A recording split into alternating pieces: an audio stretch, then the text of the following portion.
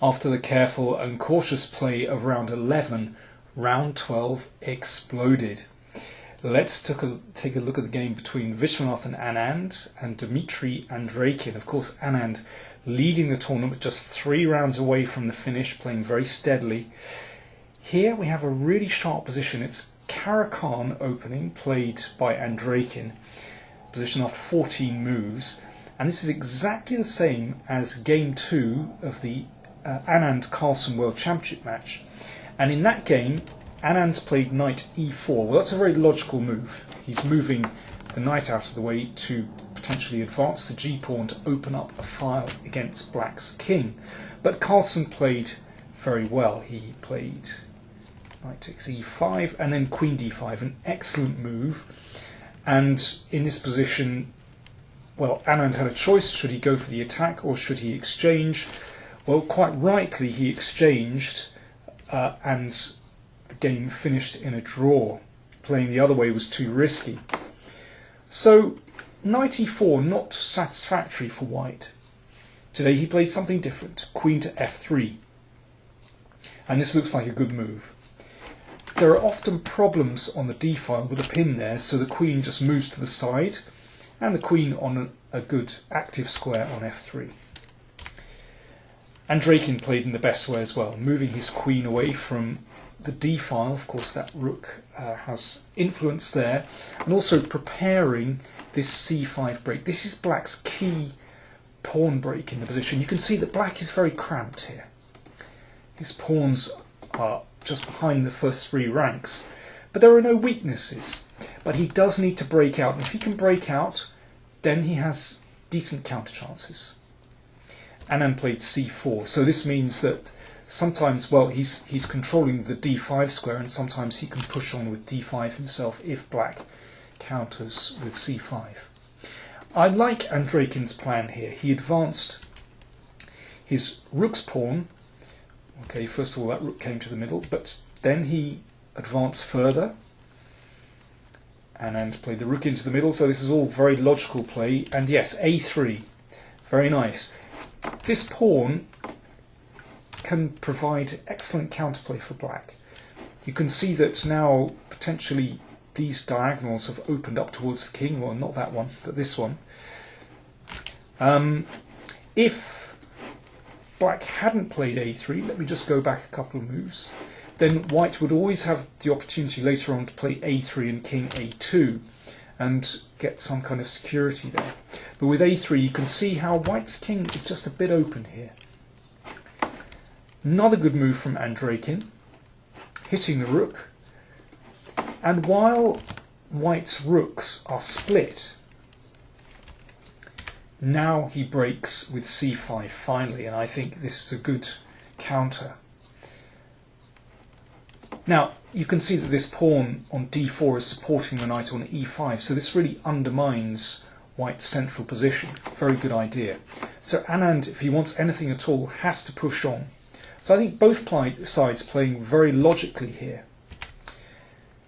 And knight b6, okay, we're hitting this d pawn and maybe preparing to break like this. Anand protected it with the rook. This is a really crucial moment in the game. Black has to decide how to keep going here, how to counter.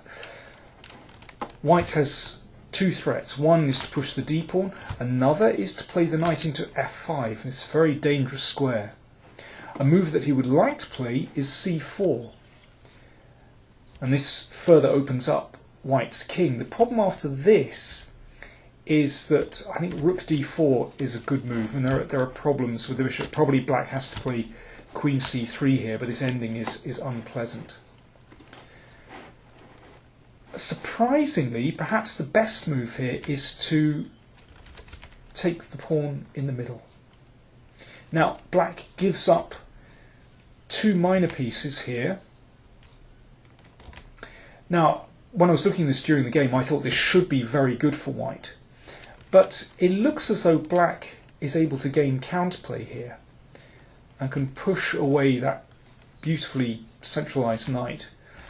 And because white's king is open, then it looks like black has enough counterplay there. Instead, Andreikin, I think, played a poor move. He went back to c8 with his queen. Now, I understand he wants to prevent white's knight coming into f5. Okay, that's well motivated, but it does allow white's d pawn to advance, and this pawn is incredibly powerful. It's supported by white's two rooks, and this really cuts black's position in half, the pawn on d6. So Anand suddenly looking very good, and what a wonderfully centralized position, what great space advantage he has. That knight on e5 also looking very powerful. Rook e8 played. Now knight h5, good move.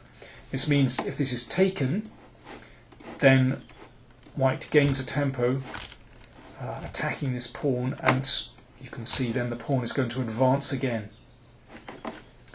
Andreikin played rook e6, but this didn't really solve his problems. I mean, Vichy has several ways to proceed here. He just played in a very logical way. So he's exchanged off that knight, allowing the pawn to advance. So it's just one step away from becoming a queen. And it means this rook simply can't move while these rooks are stationed here. Queen g4, very good move, protecting the d-pawn and allowing this rook to swing across to the king side to attack the g7 pawn. Andreikin must counterattack here. He played his pawn to c4, trying to get some counterplay against the king. Vichy played rook g3, good move, threatening checkmate. g6 played, and now Anand continues to try to open up black's king. Andreikin countered on the other side of the board. You can see that neither side is backing down. I think if they back down, they will just lose here. You have to try to counterattack. And here I thought that black was completely lost, actually. It looks as though white is breaking through on the king side. The bishop is attacked. The pawn on d7 still incredibly powerful, dominating the centre. But well, great credit to Andreikin. He found a way to play this position on. So he wants to give a check here. Anand exchanged pawns on the king side. Now, incredibly, after knight takes pawn, king here seems to hold black's position together for just long enough. So instead, Anand just took the bishop. And this needed very careful calculation. So white is now a piece up. Check. If the king goes in the corner, then knight takes rook is a bit embarrassing, followed, if possible, by a check, and that rook is hanging. So Anand had calculated that he can actually wander his king up the board, and if knight takes rook, here the king is actually reasonably safe. You can see that pawn does a fantastic job of covering the king, and this knight is rock solid in the centre of the board. And it looked as though Anand should just be winning this position. I mean, if the knight checks here, then the rook blocks here, the king is safe. Andreikin found another great move, b5, incredible, incredible. So now the c4 square is covered, and then there could be some kind of check here. Okay, king b3, Anand sidesteps. Again, extraordinary. I couldn't see a move. It looked as though black was just losing. But knight a4 came, threatening queen c3, checkmate. And here Anand played queen f3, which looked very strong to prevent queen c3 mate. But we'll see there are a few problems with the move. If he'd found bishop d2, this would probably just be a shutout. Then black really struggles, because if knight check, then the king can just take the pawn, and there doesn't seem to be any real play for black in that position at all. So let's go back and see the difference. Queen f3 looks very tempting because it re-centralizes. The queen covers here. Perhaps the queen can sometimes come to d5 as well. The problem was, after knight check, it's not possible to take the pawn, because in this case the rook is on priest. Remember, with the bishop here, of course, that wouldn't have been possible. So after knight check, Vichy's king had to come back into the line of the queen. Now, he'd seen all this, and he'd seen that after the knight check, the king comes back, and after knight takes rook, white is winning very easily indeed. I mean, white in total control there. The d7 pawn dominates, queen e7 check threatened, and it's all over. But instead, in this position, Andreikin found knight a4 check. He just came back again. Vichy repeated moves. He was running a little bit short of time. And here he reached the time control. So Vichy, he's repeated the position and has time to think. Okay, let's review his options. Well, one thing is, if he goes back, then this is messy. The knight takes here, and again there's this problem with queen c3.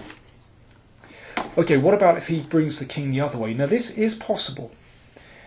Vichy said afterwards he wasn't sure about this, because here the rook is attacked, so the knight has to come back to stop the check.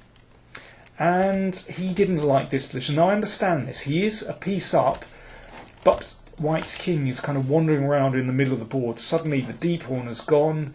This is a bit unclear. You know, he was worried about simple moves like queen here, looking at the pawn there. He said he felt unsure about this. The move that I liked during the game was rook here. Now, it's easy to give up pieces when you're far away from the board. Let's have a look. But it's a very simple way for white to play. So white is the exchange down, but his king has found some security. He still has this wonderful knight on e5 protecting the pawn. He threatens to bring the queen in to this square. He also threatens to bring the bishop down to e7. Now black can struggle on here, but I think this gives white excellent winning chances. But again, easy to say this from the side. Not so easy when you're playing there, and well, the tournament victory is in sight. In fact, Anand, after about 10 minutes thought, just brought the king back to b3, which is a threefold repetition of the position. The game ended in a draw. Afterwards, Vichy said, "I decided not to tempt fate. I didn't see anything terribly clear." He said, "I took a practical decision," and he also said he felt tired. Well, I'm not surprised. This is a really tough game, lots of calculation involved. So, a very practical decision indeed. In the other games, okay, who are the rivals? Well, Aronian played Kramnik, a tense game, but that was a draw. Mamedyarov and Karyarkin also could catch up if one of them won, but again, another very crazy game that ended in a draw. The only decisive game of the round was Topalov against Svidler. Topalov beat Svidler. Again, Svidler would have a chance if he'd won that game, but Topalov played an excellent strategic positional game and defeated Svidler. So, with 2 rounds to go, Anand still in the lead with 7.5, Aronian 6.5, Mamedyarov and Karyarkin 6 points. Still looking very good for Anand.